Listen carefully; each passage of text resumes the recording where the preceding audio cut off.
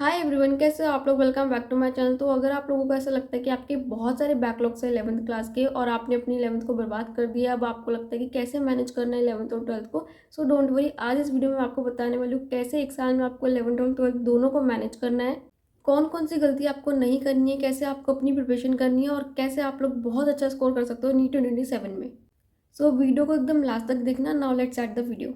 देखो, सबसे पहली गलती जो मुझे पता है आप में से बहुत सारे बच्चे हैं वो करने की सोच रहे होंगे और जो मैंने भी करी थी, पर वो आपको नहीं करनी है बिल्कुल भी।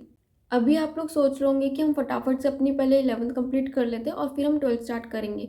पर इससे क्या होगा कि जहाँ पे आपके बैचेस में, आपकी क्लासेस में सब कुछ 12th चल रहा होगा, आप लोग वो नहीं कर पा रहे होंगे। आपके टेस्ट हो रहे होंगे, पार्ट टेस्ट 12th के, आप लोग वो नहीं दे पा रहे होंगे, आप लोग 11th करने में लगे होंगे और इस चक्कर में आपका बहुत सारा बैकलॉग हो जाएगा 12th का और आप अपनी 12th को भी ख़राब कर लोगे।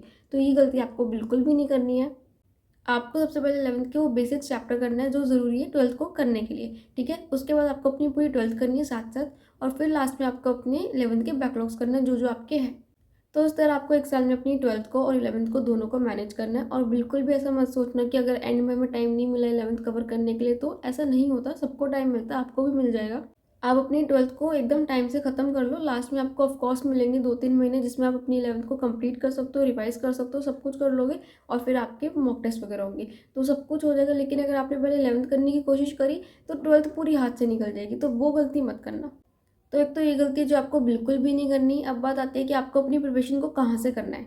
अगर आप नीट के लिए सीरियस प्रिपरेशन कर रहे हो तो फिजिक्स वाला के अर्जुना, लक्ष्य और यकीन बैचेस ऑलरेडी नीट एस्पिरेंट्स के बीच काफ़ी ज़्यादा पॉपुलर है। बेस बैच में आपको मिलते हैं live classes, recorded lectures, DPPs, practice questions, test and complete NEET syllabus coverage with top PW teachers. और अगर आप अपनी प्रिपरेशन को और ज़्यादा स्ट्रॉन्ग बनाना चाहते हो तो आप इन्फिनिटी प्लान ले सकते हो। इसमें बेस बैच के सारे फीचर्स के साथ आपको नीट खजाना मिलता है, which is a huge lecture library. 11th class के लिए 12,500 प्लस वीडियोज़ है, 12th क्लास के लिए 13,000 प्लस वीडियोज़ है, ड्रॉपर्स के लिए 27,000 प्लस वीडियोज़ है। साथ ही मिलता है ऑनलाइन टेस्ट पास जिसमें आपको 35 प्लस नीट टेस्ट सीरीज मिलेगी फॉर रेगुलर प्रैक्टिस। इसका प्राइस है 6,999 रुपीज़। और अगर आपको रियल एग्जाम एक्सपीरियंस चाहिए तो इन्फिनिटी प्रो बेस्ट ऑप्शन है। इसमें इन्फिनिटी के सारे फीचर्स मिलेंगे, प्लस आपको 10 ऑफलाइन रियल टेस्ट सीरीज मिलेगी at nearest PW centres and PW modules भी मिलेंगे फॉर स्ट्रक्चर्ड प्रैक्टिस। इसका ऑफर प्राइस है 12,999 रुपीज़। तो 11th क्लास के स्टूडेंट्स के लिए अर्जुना बैच है, 12th क्लास के स्टूडेंट्स के लिए लक्ष्य बैच एंड ड्रॉपर्स के लिए यकीन बैच। अगर आप एक्स्ट्रा प्रैक्टिस, टेस्ट और रिसोर्सेज के साथ नीट प्रिपरेशन को नेक्स्ट लेवल पे ले जाना चाहते हो तो इन्फिनिटी और infinity pro definitely worth considering है। And you can also use my coupon code GARG100 for an extra discount. तो अगर आप लोग एक साल डेडिकेटेडली इन बैचेस से पढ़ाई करते हो तो डेफिनेटली आप लोग बहुत अच्छा स्कोर करने वाले हो नीट में। तो अब बात आती है कि आपकी प्रिपरेशन स्ट्रैटेजी क्या होनी चाहिए।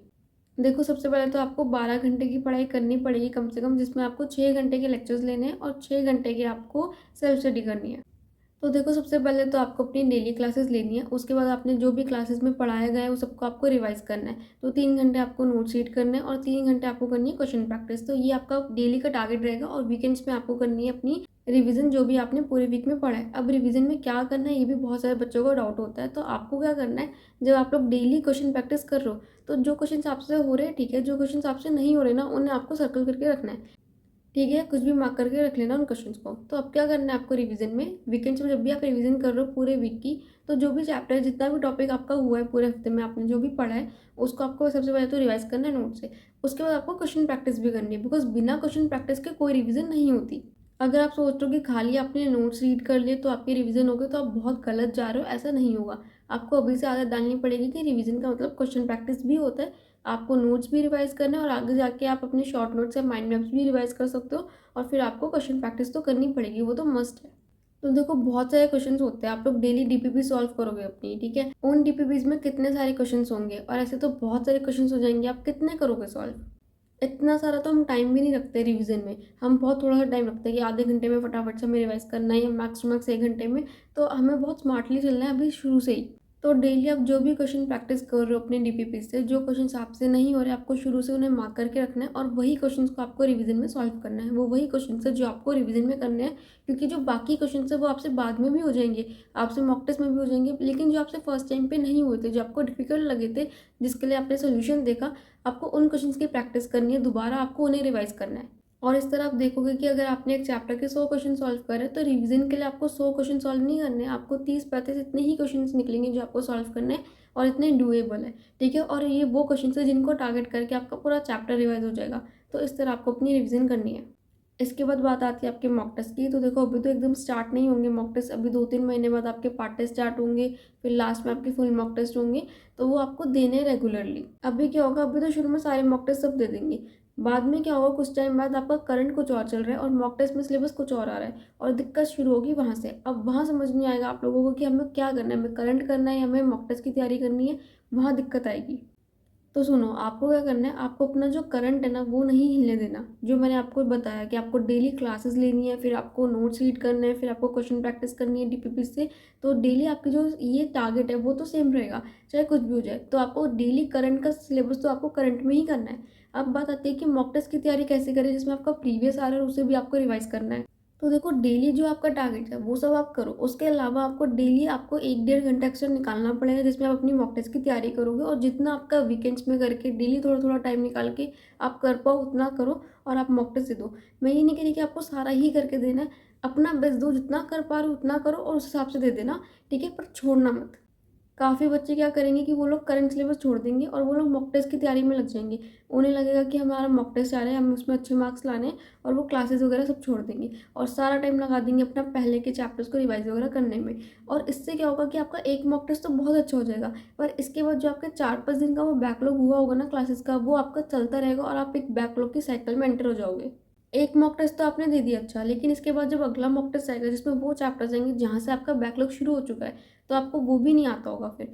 और फिर आपका सब कुछ खराब चल रहा होगा कि आप आगे के मॉक टेस्ट भी नहीं कर पा रहे हो और आपका बैकलॉग भी हो गया और फिर आपको लगेगा कि सब कुछ खराब हो गया, अब कैसे करें।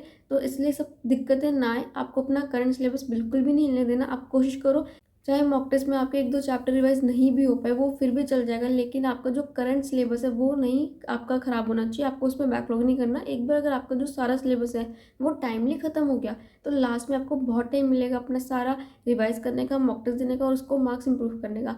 लेकिन अगर आपने मॉक टेस्ट के चक्कर में अपना सिलेबस में बैकलॉग कर दिया और आपका वही सिलेबस टाइमली ख़त्म नहीं हो पाया, तो लास्ट में आप ना ही रिवीजन कर पाओगे ना ही मॉक टेस्ट दे पाओगे, तो लास्ट में बहुत गड़बड़ हो जाएगी। तो इसलिए अभी से आपका मेन टारगेट तो यही होना चाहिए कि आपका सिलेबस टाइम से ख़त्म हो और मॉक टेस्ट में आपको अपना बेस्ट देना, जितना आपको टाइम निकल पा रहा है वीकेंड्स और डेली थोड़ा थोड़ा करके, उस हिसाब से आप दे दो। अब आई नो आपको ऐसा लगेगा कि दीदी अगर हम सारा करके जाए तो हम बहुत अच्छा स्कोर कर सकते हैं, बट क्योंकि हम सारा नहीं कर पाएंगे, हमें करंट भी करना है, हम थोड़ा जितना हमसे होगा उतना करेंगे तो हमारे मार्क्स कम आएंगे, उससे हमें डीमोटिवेशन होगा। तो अब क्या करें। तो देखो आपको तो पता ना कि आप अपना करंट सिलेबस पे फोकस करो, आप अपना सिलेबस टाइमली ख़त्म करने की कोशिश करो और उसके बाद भी आपने अपना बेस्ट दिया है। तो आपको उन मार्क्स को ऐसे बहुत ज़्यादा दिल पे नहीं लगाना है। एंड आई एग्री कि अगर आप लोग सब कुछ करके जाओ तो आप बहुत अच्छा स्कोर कर सकते हो और शायद उस टाइम पे कम आएगा, बट स्टिल टेस्ट देना इंपॉर्टेंट है। बहुत बच्चे क्या करेंगे, करंट को मैनेज करने के चक्कर में कि हमें करंट पूरा टाइमली करना और टेस्ट ही छोड़ देंगे। ऐसा भी नहीं करना। मैं ये नहीं कह रही कि टेस्ट बिल्कुल ही नहीं देना, टेस्ट देना ज़रूरी है। आप सारा नहीं कर पा रहे कोई बात नहीं, पर जितना हो रहा है उतना करके देना पड़ेगा, ऐसा नहीं कि छोड़ दो। आप लोग सिर्फ दो सिचुएशंस देखते हो कि या तो हम सीधा टेस्ट पे फोकस करेंगे और बहुत अच्छे मार्क्स लाएंगे, या फिर हम सीधा सिर्फ करंट पे फोकस करेंगे और हम टेस्ट छोड़ देंगे। बीच में नहीं देखते हो। करंट करना बहुत इंपॉर्टेंट है, बट टेस्ट छोड़ना सही नहीं है। अगर आपने एक टेस्ट छोड़ा, आप सारे टेस्ट छोड़ोगे और आपकी प्रैक्टिस बिल्कुल नहीं हो पाएगी। आप सारा सिलेबस बेशक ना पढ़ पाओ, लेकिन 80% तो पढ़ पाओगे। वो 80% की तो प्रैक्टिस होगी। अगर छोड़ दिया तो 80 भी गए। हो सकता है आपके 650 प्लस ना आए, 500 तो आएंगे। 500 की तो आपको पता लगेगा कि आपको कितना आता है, क्या आपका सही है क्या गलती है, वो तो आप एनालाइज कर पाओगे। पर अगर आपने छोड़ दिया टेस्ट तो वो तो एकदम ज़ीरो हो गया ना। आप लोग सोचते हो कि या तो हमें एकदम बहुत अच्छे मार्क्स चाहिए सारा करके, या फिर हम छोड़ देंगे, पर छोड़ दोगे तो ज़ीरो हो जाएगा। अगर आप दोगे तो एटलीस्ट कुछ तो मार्क्स आएंगे, 500 550 कुछ तो करोगे। उतनी तो आपकी प्रैक्टिस होगी, उतना तो आपको अपनी गलतियाँ पता लगेगी, तो वो तो दो। Something is better than nothing. और साथ में अगर आपका करंट भी मैनेज हो रहा है तो इससे अच्छी बात क्या है। और बहुत सारे ऐसे प्रीवियस चैप्टर्स होंगे जो आप लोग टेस्ट के थ्रू रिवाइज कर लोगे। तो इसलिए टेस्ट देना ज़रूरी है, उसको छोड़ना नहीं है, पर हाँ आपकी प्रायोरिटी करंट सिलेबस होनी चाहिए। तो ये आपकी पूरी स्ट्रैटेजी जो आपको फॉलो करनी है। तो एक साल बहुत अच्छे से पढ़ लो, 100% पॉसिबल है नीट 2027 को क्रैक करना, वो भी बहुत अच्छे मार्क्स के साथ। जो गलतियाँ बताई उन सबको अवॉइड करना, जो स्ट्रैटेजी बताई, जो टिप्स दी उन सबको फॉलो करना। डेफिनेटली आप बहुत अच्छा स्कोर करने वाले हो। गिव अप बिल्कुल भी नहीं करना है, एक साल अपना 100% देना ताकि नेक्स्ट ईयर आप अपने ड्रीम मेडिकल कॉलेज में जा पाओ। So that's all for the video. I hope you guys like the video. अगर आपको वीडियो पसंद आई तो प्लीज़ लाइक करना, वीडियो को शेयर करना अपने और दोस्तों के साथ।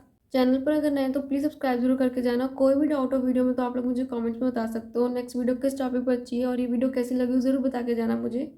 Also I have a Telegram channel जिसका लिंक आपको डिस्क्रिप्शन में मिल जाएगा, तो आप लोग वहाँ से जाके ज्वाइन कर सकते हो। Thank you so much all for watching my video. All the best guys for your NEET preparation.